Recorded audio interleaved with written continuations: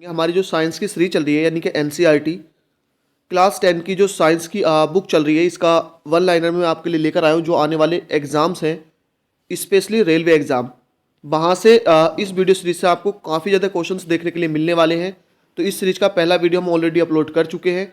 अगर आपने उसको नहीं देखा है, डिस्क्रिप्शन में लिंक मिलेगा, क्लिक करके देख सकते हैं।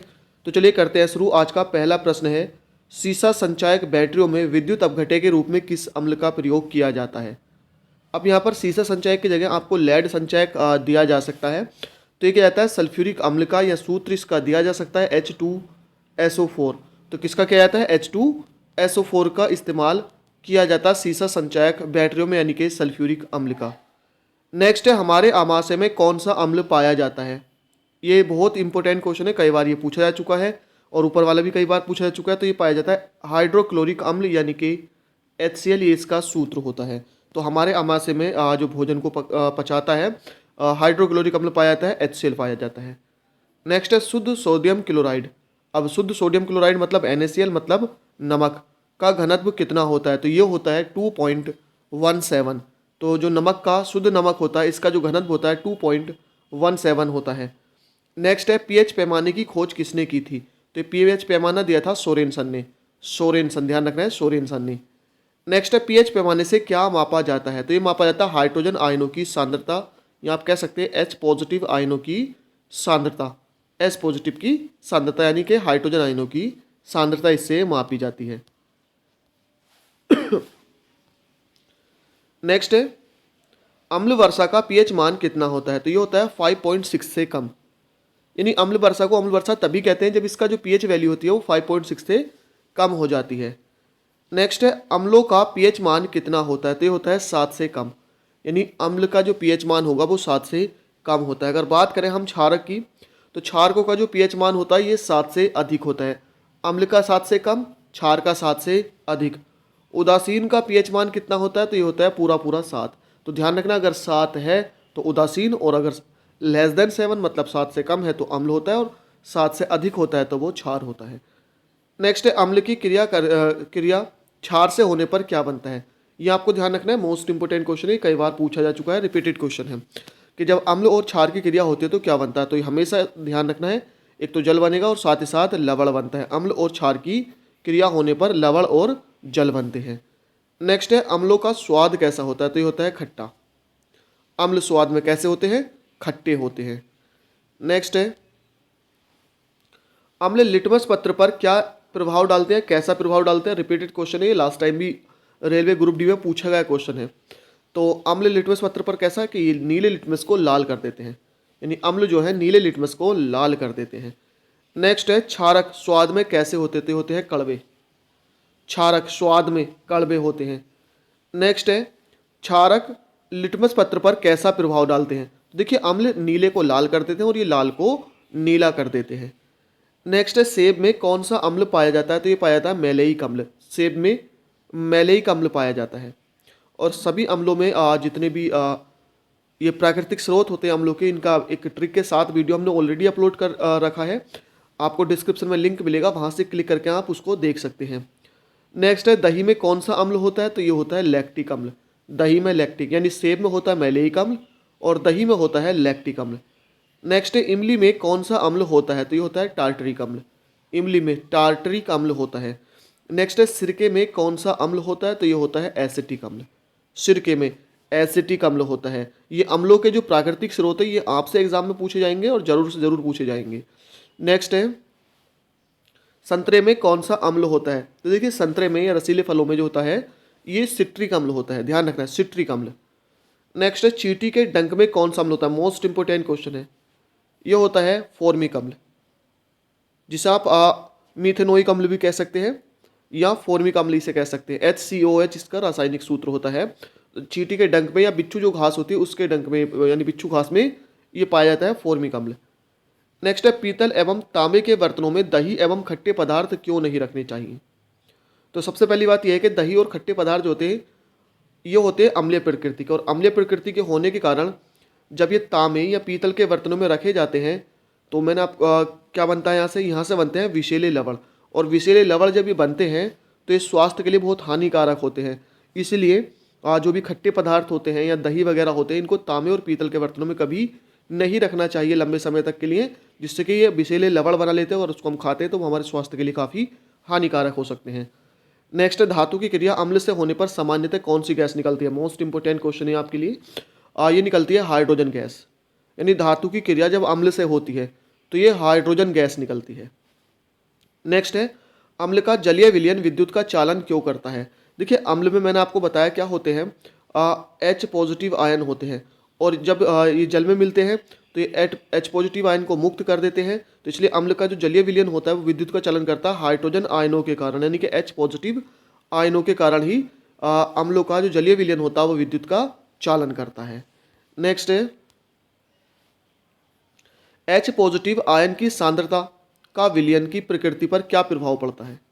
इन जो हाइड्रोजन आयन होते हैं इसकी सांद्रता का मतलब है इसकी मात्रा ज़्यादा होना या कम होना, इससे विलयन की प्रकृति पर क्या प्रभाव पड़ता है?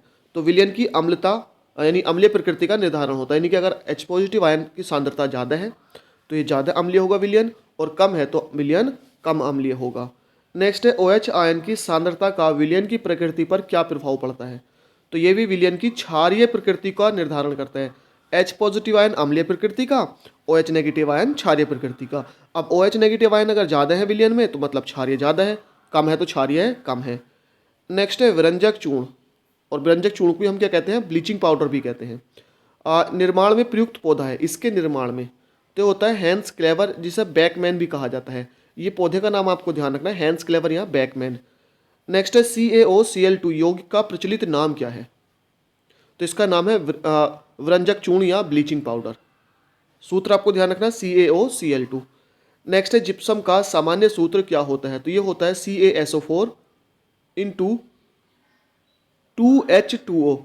जिप्सम का CaSO4 इंटू 2H2O।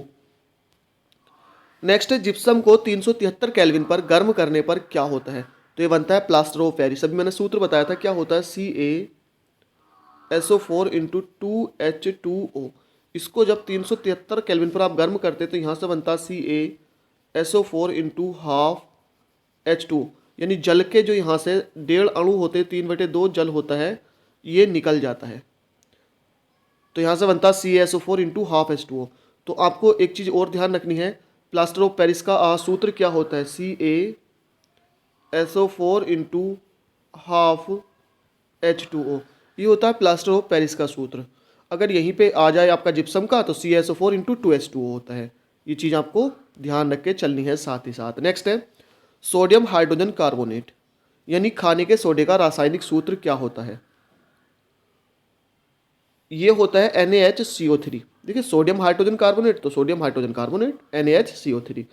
नेक्स्ट है सोडियम कार्बोनेट यानी कि धावन सोडे का रासायनिक सूत्र क्या होता है? ये होता है Na2CO3 into 10H2O। Na2CO3 into 10H2O। अब लास्ट टाइम आपसे एग्जाम में रेलवे के ही पूछा गया था कि जो धावन सोडा होता है या सोडियम कार्बोनेट होता है, इसमें जल के कितने अणु होते हैं? तो कितने अणु होते हैं? 10 अणु होते हैं। तो ये चीज़ भी आपको ध्यान में रख के चलिए, एग्जाम में पूछा गया क्वेश्चन है कि इसमें जल के 10 अणु होते हैं। नेक्स्ट है फिटकरी का सामान्य सूत्र या रासायनिक सूत्र क्या होता है? ये होता है K2SO4 into Al2SO4 into 24H2O। तो ये फिटकरी का या पोटास एलम इसको कहते हैं, इसका रासायनिक सूत्र होता है K2SO4 into Al2SO4 into 24H2O। Next है कठोर जल को मृदु करने के लिए किस सोडियम यौगिक का उपयोग किया जाता है? कठोर जल को मृदु करने के लिए तो ये किया जाता है सोडियम कार्बोनेट का, यानी कि Na2CO3 का कठोर जल को मृदु करने के लिए। यही धावन सोडे का सूत्र है यहाँ पर, क्योंकि क्या होता है 10 H2 होते हैं बस, तो सोडियम कार्बोनेट का ही यहाँ पर यूज किया जाता है। नेक्स्ट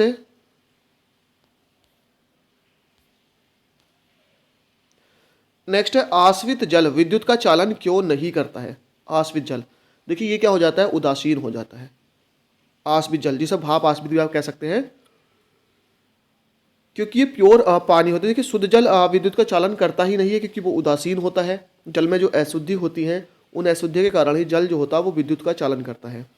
तो ये जो आश्रित जल होता है बिल्कुल शुद्ध होने के कारण उदासीन हो जाता है, इसलिए विद्युत का चालन नहीं करता है। नेक्स्ट है वर्षा का जल विद्युत का चालन क्यों करता है? तो ये करता है अम्लीय होने के कारण, क्योंकि उसमें बहुत सारी गैसेस होती हैं जो पानी से रिएक्ट करके सल्फ्यूरिक अम्ल या आप कह सकते हैं HNO3 नाइट्रिक अम्ल जैसे हानिकारक अम्ल बना लेते हैं, इसलिए उनमें H पॉजिटिव आयन होते हैं, यानी हाइड्रोजन आयन होने के कारण ये विद्युत का चालन कर पाते हैं। नेक्स्ट है शुद्ध सोडियम क्लोराइड का गलनांक कितना होता है, यानी नमक का, ये होता है 800 डिग्री सेल्सियस। अच्छा, इसका अगर आपसे स्रोत पूछ लिया जाता है तो स्रोत होता है इसका क्या, समुद्री शैवाल, यानी समुद्र से पाया जाता है। नेक्स्ट है पीएच का घटता स्तर क्या प्रदर्शित करता है, तो ये अम्लीय प्रवृत्ति को, यानी अगर पीएच वैल्यू घट रही है तो ये बताती है अम्लीय प्रवृत्ति को। नेक्स्ट है पीएच का बढ़ता स्तर क्या प्रदर्शित करता है, तो ये करता है क्षारीय प्रवृत्ति को। घटता अम्लीय, बढ़ता क्षारीय।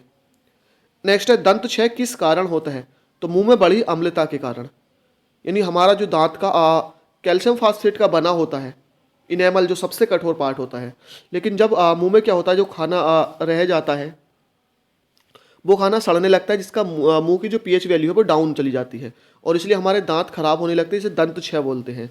तो फ्रेंड्स, आज के इस वीडियो में इतना ही, लगभग 40 के समथिंग ने क्वेश्चंस को डिस्कस किया है। आई होप ये वीडियो आपको पसंद आई, इसको लाइक शेयर करना ना भूलें। इस सीरीज के बाद हम रेलवे के ही लिए जो हाई स्कूल की ये NCERT की क्लास 10 की बुक है, इसके MCQs में आपके लिए लेकर आऊँगा। तो आपको सिर्फ इतना करना है कि हमें सपोर्ट करना है, वीडियो को ज़्यादा से ज़्यादा शेयर करना है, जिससे कि हम भी मोटिवेट हों इसके नेक्स्ट पार्ट जल्दी से जल्दी लाने के लिए। तो thank you for watching friends, मिलते हैं नेक्स्ट वीडियो में।